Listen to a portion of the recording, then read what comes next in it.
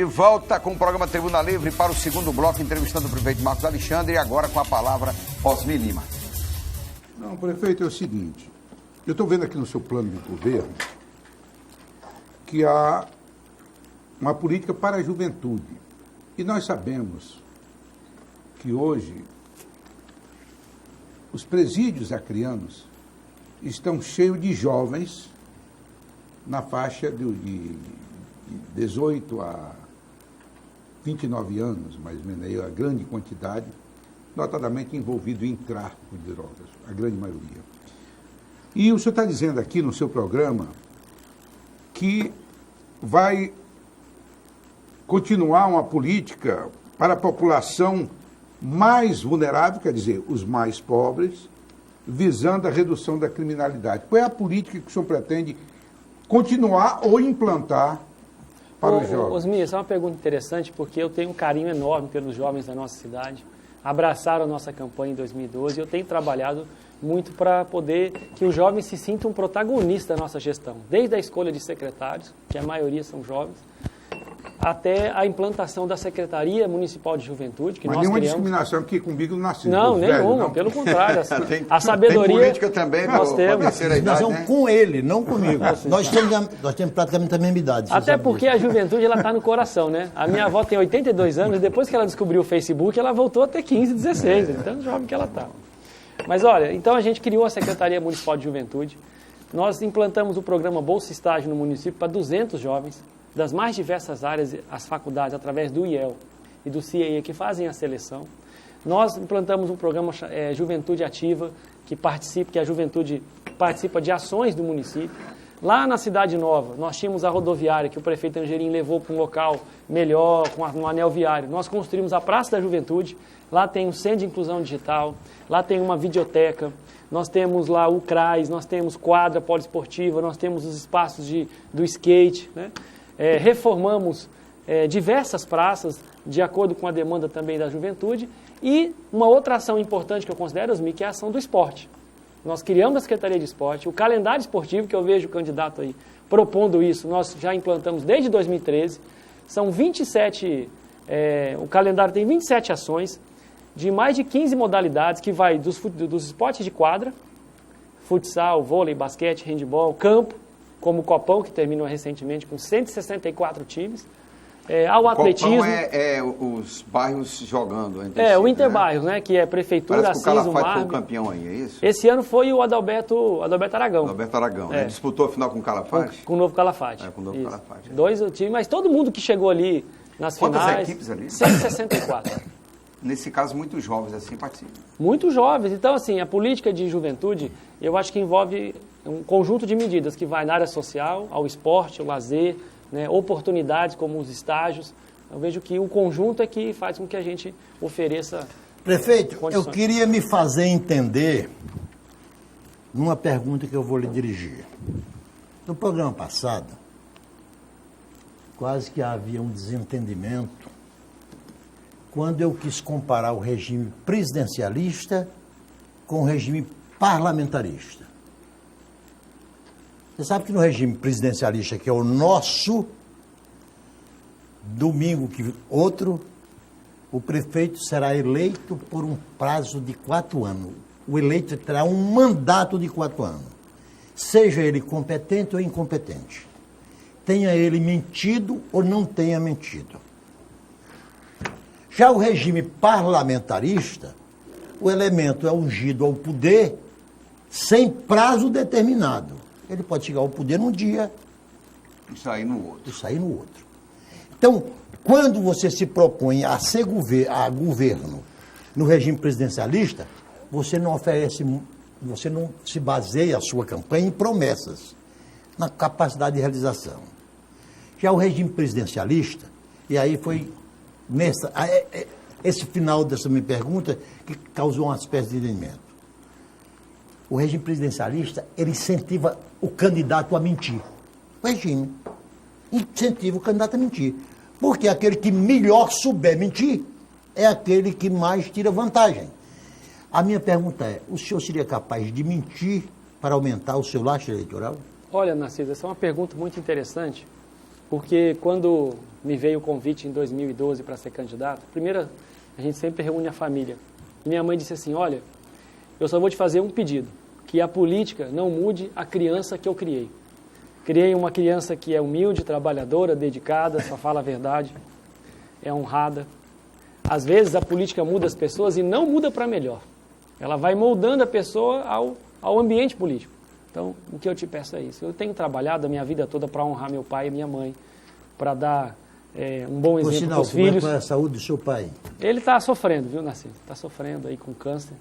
A gente está orando muito. Eu estive lá essa semana, 2 dias lá em Porto Velho acompanhando, está no Hospital do Câncer. E o que a medicina pode fazer está sendo feito. Agora nós estamos entregando na mão de Deus. Então, como cristão, Narciso, e por princípio, eu posso ganhar ou perder uma eleição, mas eu não perco a minha dignidade, nem vou perder a honra, nem vou trocar honra e dignidade por eleição.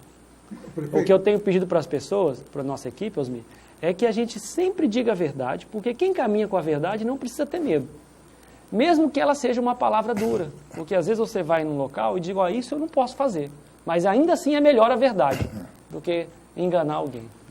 Ainda dentro dessa polêmica que foi criada, cada candidato está vindo aqui trazendo um plano de governo. O senhor apresentou o seu plano de governo, que eu já tinha recebido antes e tinha lido. Aí eu pergunto o seguinte, isso aqui não é um compromisso com a população? Se por acaso o senhor deixar de cumprir algum desses itens aqui, não é por mentira, né? É porque não teve condições de realizar. É isso? Osmico, você nos ajudou a construir o plano de 2012, né, dessa gestão. No plano, a gente trabalha com as condições que você tem, é assim o planejamento. Você estabelece as condições, projeta 4 anos, avalia o orçamento do município e você, com base nisso, projeta aquilo que você pode fazer. Só que, claro que a gente não cumpriu 100%, a avaliação nossa é que a gente cumpriu mais de 80% e tem muitas áreas que a gente foi além. Mas vivendo 2 maiores enchentes, a 4ª e a maior enchente da história. Uma crise política que durou quase 1 ano e meio no Brasil e uma crise econômica muito grande. As condições foram muito adversas, ainda que a gente tenha cumprido a grande maioria dos nossos compromissos. O plano, como você falou, é um compromisso. E quando eu fui eleito em 2012, eu disse para a equipe, o plano de governo é a nossa carta magna. Não tem outro plano. Claro. O plano é aquele plataforma de trabalho. Não adianta fazer o que não está no plano, tem que fazer o que está no plano. E o plano que a gente construiu agora é com base nas condições que hoje nós estamos. Porque quando a gente olha o cenário econômico do Brasil, o PIB esse ano deve ficar -3%, o mercado está falando até menos 3,8%. O ano que vem o governo federal coloca uma previsão otimista de 1%, até 2%, né? O mercado eu já vi falando que é mais meio, e ainda comemorando, porque você voltaria a crescer ainda aqui um pouco. Então, o governo falando de um déficit de 170 bilhões e que o ano que vem quer baixar para 130, ou seja, para baixar ele vai cortar. Se ele vai cortar, ele vai tirar um pouco de cada um. Então, como é que eu vou projetar um cenário otimista, encher de compromissos, um plano, onde nós já sabemos que o cenário econômico é adverso? Então, aí que vem a questão de você prometer aquilo que não pode cumprir. Eu prefiro trabalhar com os pés no chão. Quer dizer que esse orçamento cabe no orçamento da Prefeitura de Rio Grande? Esse plano que nós construímos é no cenário pé no chão das condições atuais. Nas condições atuais. Projetando que nós teremos 4 anos difíceis, porque o governo está falando em reforma, em cortar gasto, em reduzir o déficit primário. É isso que hoje só se fala no Brasil. Um candidato no programa anterior falou que a receita da prefeitura vem subindo assim muito. E que não é verdade, seria uma falácia a história de que está se vivendo uma crise em Rio Branco. Olha, Astério, a gente manda o orçamento do município para ser aprovado e avaliado na Câmara. Esse ano de 2016, o orçamento é menor do que o de 2015. Eu não sei qual foi o candidato. Tudo, né? Se foi o candidato, tem candidato que está lá na Câmara e ele apreciou os números, né? Então, o nosso orçamento esse ano é menor que o ano passado. Se você projetar uma inflação de quase 9%, você vê que ele não só é menor nominalmente, mas como ele tem uma perca por conta da inflação. Porque se menor, ele nominalmente? Ele é menor nominalmente. É crise mesmo. É o contrário do que foi dito. Ele é menor, receita tá o valor caindo. É menor, nominalmente menor. Agora, se você projetar que nós temos uma inflação de 9%, se o orçamento tivesse crescido 9%, ele era igual. Mas ele ainda ele nem sequer repôs a inflação e ainda é menor. Então, o cenário econômico do Brasil hoje requer muita criatividade, contenção de despesas. Nós estamos, há 1 ano e meio que eu cortei todos os celulares da prefeitura, a prefeitura não paga celular. Centralizei liberação de viagens, passagens, só o essencial. Combustível, a gente faz o controle na ponta do lápis, para a gente poder garantir o que é essencial para o funcionamento. É possível reduzir cargos sem comissão hoje na prefeitura? Enxugar, diminuir secretarias? Como é que ficariam os serviços públicos? Astério, todo o tempo a gente faz essa análise. Hoje nós não temos, posso dizer, a Prefeitura de Rio Branco, hoje somando todos os cargos e os funcionários do quadro, chega ali entre 6.500 funcionários. 6.500 funcionários que cuidam de uma cidade de 400 mil habitantes. Então, esses 6.500 funcionários, quantos são comissionados? Cargo de confiança? 444 nas diretas. 444 nas diretas. Que é a lei. A gente não aumentou. Agora sim, as indiretas aí sim, deve chegar perto de 500. Prefeito, deixa eu fazer uma perguntinha aqui que é meio encrenqueada. Eu estava anotando aqui que a sua aliança partidária é constituída de 15 partidos políticos. Essa também foi polêmica. Essa daí. Foi polêmica, né? Foi, eu estou lembrando de tudo. Eu não quero me reportar o nome da candidata, para não, porque eu não estava carregado de nenhuma maldade, né? A pergunta é a mesma, está aqui o candidato. A pergunta é a mesma. Vamos lá. Como é que dá os relacionamentos de um prefeito com a Câmara Municipal, que na maioria delas age segundo as leis do toma lá da cá, do fisiologismo? Ô Narciso, olha, eu não sei se eu dei sorte, mas eu posso dizer que eu não tenho o que reclamar da Câmara. Eu acho que pela relação que foi estabelecida, primeiro uma relação de independência dos poderes e de respeito. Eu respeitei todos os vereadores. Os vereadores da oposição que faziam indicações que eram assuntos importantes para a comunidade, o que eu pude fazer eu atendi, mesmo sendo indicação da oposição. Teve candidato que reconheceu isso. E os vereadores da situação, da base, que nos ajudam, que nos apoiam, que votam nossos projetos, eu tive uma relação de parceria com eles também, liberando emendas, que está previsto na lei, e atendendo reivindicações que são reivindicações a partir do papel do município. Agora, é claro que você tem que ter habilidade no trato, porque é da política, né? Então, eu abri as portas da prefeitura para receber os vereadores, para receber os dirigentes partidários, para poder dialogar com eles. Agora, fiz isso sem tirar nenhum princípio que eu tenho no coração. Eles partiram do poder. Agora, Narciso, eu queria ainda, dentro desse tema que você abordou, prefeito, eu queria dizer o seguinte, tem 15 partidos. A da candidata, da coligação da Eliane, são 7 partidos. 7. A do Raimundo Vaz, parece que são 5 partidos, né? 4 partidos. E assim por aí afora.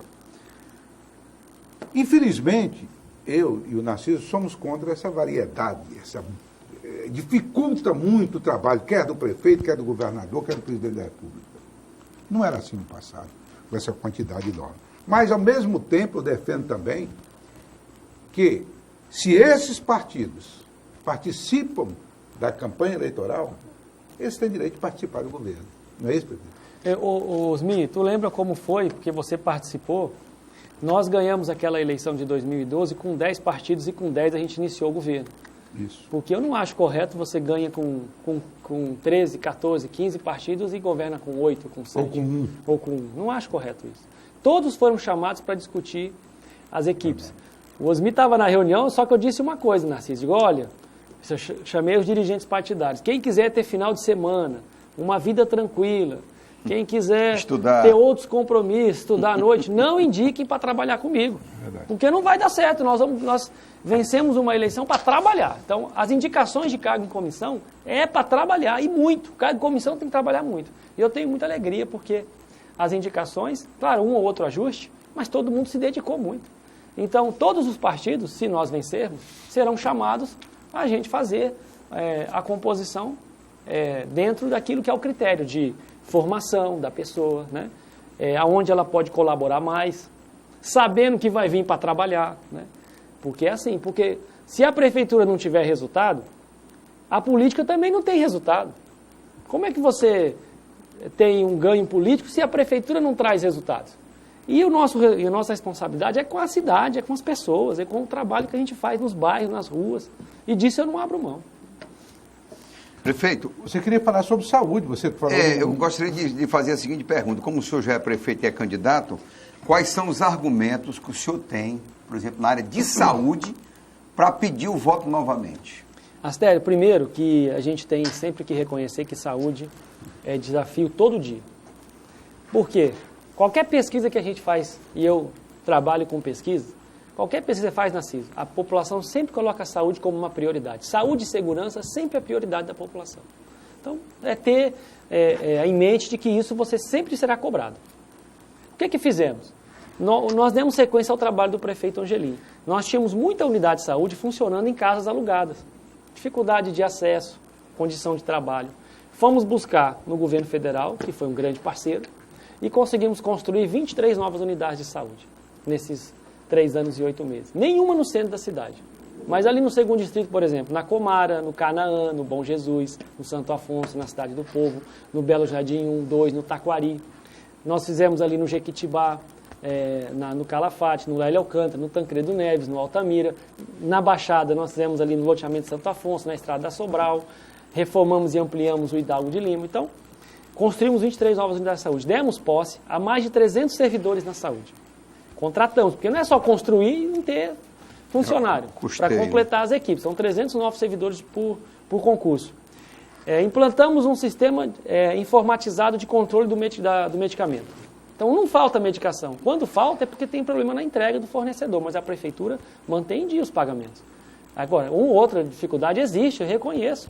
Principalmente porque todos os medicamentos vêm de outras regiões na CISO. E às vezes não entrega, às vezes falta. Mas a gente tem uma lista que passa de 200 itens, mais do que o exigido pelo Ministério da Saúde. Agora, temos desafios. Nós temos desafios com pediatra. Nós já fizemos 2 concursos e não conseguimos preencher as vagas de pediatria e ginecologia. Grande, né? Por quê? Porque isso, com respeito à palavra, tem um apagão nessa formação no Brasil. Se você for na rede privada... É carência de pediatra. Pediatra, por natureza, há uma carência no Brasil inteiro. Se você for na rede privada, marcar uma consulta para pediatria, você vê que é consulta para não sei quantos meses. E a gente faz concurso, abre concurso e não consegue preencher a vaga da pediatria e da ginecologia. Então é uma dificuldade. O que nos ajudou? O Mais Médicos. 65 médicos do Mais Médicos estão trabalhando no município de Rio Branco. E, para minha alegria, o ministro da Saúde informou que agora os estudantes brasileiros formados no exterior, inclusive na Bolívia, poderão participar do Mais Médicos. Então, os acrianos... Foi celebrada uma grande conquista. Uma luta antiga. E uma emenda que o deputado Alan Rick defendeu e aprovou. Então, prefeito. Vai ajudar muito. E o nosso plano da saúde, Nancy, só para encerrar, é construir mais 7 unidades. Ainda? Nós estamos para substituir as casas alugadas. Ali na Cadeia Velha, nós vamos substituir, vamos levar para Epaminondas Jácome. Nós estamos construindo no bairro do 15, também vai substituir. Então, nós economizamos só o ano passado quase R$700 mil de aluguel. Estamos construindo uma na região ali do Mutambo, indo para o Quixadá para melhorar o atendimento da região de São Francisco. E temos no plano ainda o Aeroporto Velho. Então, são novas unidades que vão nos ajudar a melhorar o atendimento e substituir imóveis alugados. Prefeito, qual foi a obra, ou serviço, ou projeto, ou ideia que, estando ou não nos programas da eleição de 4 anos atrás, que o senhor não fez e que é prioridade neste 2º mandato se o senhor se eleger? Olha, Narciso, nós trabalhamos muito nesses anos para cumprir cada um dos compromissos que a gente assumiu com a população. Não, mas eu quero saber a prioridade. Eu quero uma. Qual é? A prioridade. Dizer, vou dar uma prioridade. Não fiz, eu devia ter feito. Não sei, me foge agora algo assim tão importante que a gente não tem avançado. Então, eu perguntaria mais. Existe alguma frustração da sua parte com relação aos 4 anos, esses primeiros 4 anos da sua administração? Eu posso citar uma, não ter terminado o Shopping Popular. Eu gostaria de ter terminado. É a prioridade. Né? Eu gostaria de ter terminado. Porque a gente cumpriu o projeto, conseguimos o recurso, fizemos tudo que podia. Fizemos um trabalho que eu tenho um carinho muito grande pelos comerciantes, pelos camelôs. Quero mandar um abraço para todos eles. E a gente enfrenta esse momento difícil do país. E agora, eu até entendo, um presidente que assume, ele... Opa, peraí que eu quero ver as coisas, né? Segura. Até entendo isso. Mas não pode demorar muito, né? As coisas a voltar a funcionar. Mas por que não foi liberado ainda na gestão da presidente Dilma ainda? Não, porque na medida que você executa a medição, porque hoje o Brasil assim, não libera recurso antecipado. Você mede, vai lá e paga a medição. Quando nós tínhamos 7 milhões empenhados do shopping, na medida em que a gente apresentava os projetos, as medições, os recursos eram liberados. Quando o presidente assumiu, ele cancelou vários empenhos, não foi só do shopping, foram vários empenhos que foram cancelados e ainda não foi reempenhado os 7 milhões. Então agora, cada vez que a gente vai com uma medição, a gente tem que fazer todo o caminho que quem entende de orçamento sabe que para empenhar o orçamento, para fazer a liberação. Então, infelizmente, a gente... De qual ministério depende isto? O Ministério do Turismo. Do Turismo? Só que a liberação vem tudo da Casa Civil. Hoje está centralizado. Né? A Secretaria de Governo, que eles chamam, né? Que é o prefeito, eu quero lhe fazer uma pergunta aqui que é importante.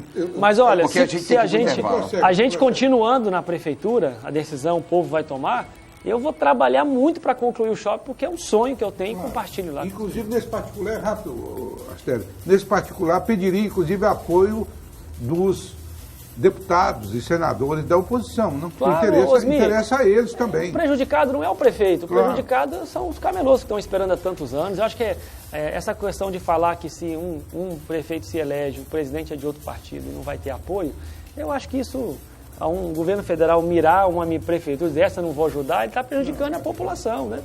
Eu aqui conclamo, o senhor lida bem com os senadores, deputados de oposição também, né? A relação é cordial, né? Uma relação institucional. Quando alguém põe uma emenda lá, o senhor vai e diz publicamente. Eu vou, inauguro, joguei bola com o Petecão, inaugurando quadra. Não tem problema de reconhecer e agradecer quem nos ajuda. A gente tem que ir para o intervalo, mas eu quero deixar uma pergunta para o senhor pensar e responder na volta. É possível fazer parceria com as igrejas evangélicas para que elas, durante a semana, sejam transformadas em escolas ou creches? A gente vai para o intervalo e volta já e o prefeito responde.